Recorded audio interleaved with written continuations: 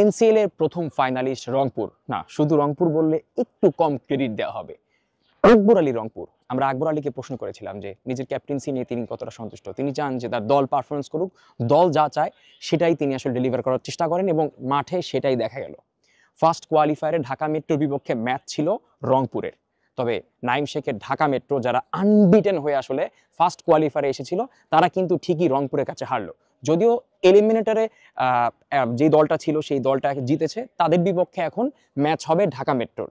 এই ম্যাচের পর সেকেন্ড কোয়ালিফায়ার যাকে আমরা বলি, এই ম্যাচের পর দেখা যাবে যে আসলে রংপুর তাদের ফাইনালিস্ট হিসেবে, বিপক্ষ দল হিসেবে কাকে পাচ্ছেন সেটা দেখা যাবে। মাঠের ক্রিকেটে দেখেন যেই কয়টা দল এসছিল এনসিএল টি20 খেলতে, মোটামুটি অনেক টিম কিন্তু ব্যালেন্স ছিল, কেউ অথবা অভিজ্ঞতায়, কেউ অথবা বড় ইম্প্যাক্টফুল প্লেয়ার। যেমন রাজশাহীর কথা বলতেই হয়, অনেক হেভিওয়েট টিম নিয়েও তারা কিন্তু ফাইনালে যেতে পারেনি, কিন্তু ওই যে আন্ডার-19 চ্যাম্পিয়ন ক্যাপ্টেন আকবর আলীর দল কোনো বাধা ছাড়াই চলে গেল ফাইনালে। দুর্দান্ত পারফরমেন্স, 109 রানের বেশি করতে পারেনি ঢাকা মেট্রো, যারা কিন্তু পুরো টুর্নামেন্ট জুড়ে গ্রুপ স্টেজে ভালো করেছিল।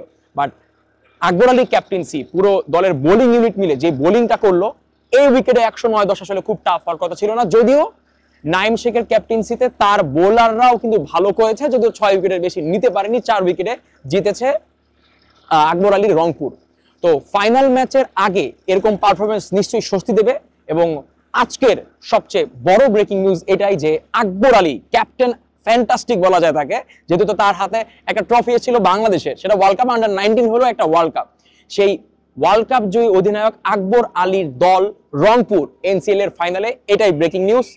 সিলেট আন্তর্জাতিক ক্রিকেট স্টেডিয়াম থেকে জিসান আহমেদ, কাদের কণ্ঠ, সিলেট।